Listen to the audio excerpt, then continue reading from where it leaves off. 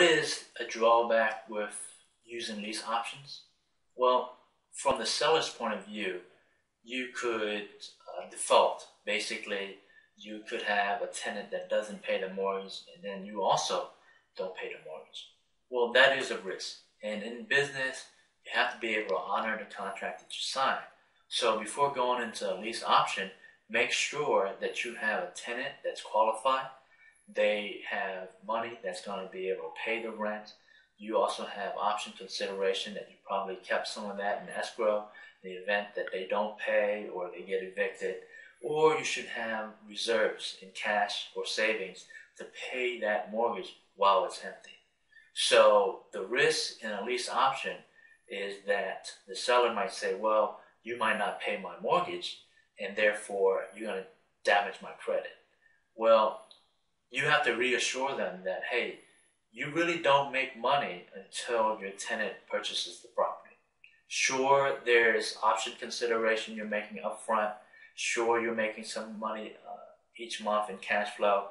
Essentially, you want to tell them that your big payday, which is true, most of the money made on a lease option is when you sell the property to the tenant when they're ready to purchase.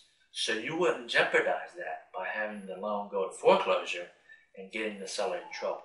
So you're telling them you're not doing this just for fun, you're doing it to be profitable.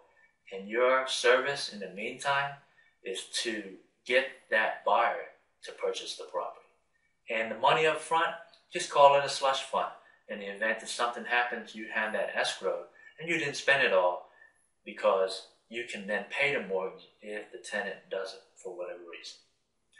Other drawbacks is that you may have a tenant that may damage the property. They may get in there and for whatever reason, they really mess up the property. Well, you're responsible for that. And you have to make sure, once again, the key is when you get a tenant in there that they are really, really qualified. And that's why you want to collect a lot of money up front in option consideration. Because the adage goes, the more you have at risk, the more you're going to be tied to the deal. So a lot of times people have left their houses, the values have gone upside down because they didn't put any money down. Well, imagine if each person put down 20%, 30% into a property, we wouldn't have as many foreclosures. They left the property because they have no skin into the game except for their name on a loan. So with tenants, if they have a lot of money up front that they're given in option consideration, plus they're getting some nice rent credits each month, they have more to lose. So the key is make sure you get a qualified tenant that has a lot of stake and they will not damage the property.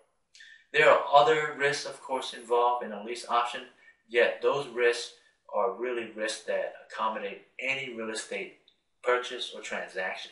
So you can name it: house burning down, taxes going up, there'd be neighborhoods that gone down in value, neighborhoods that go south because of the people that inhabit the neighborhood.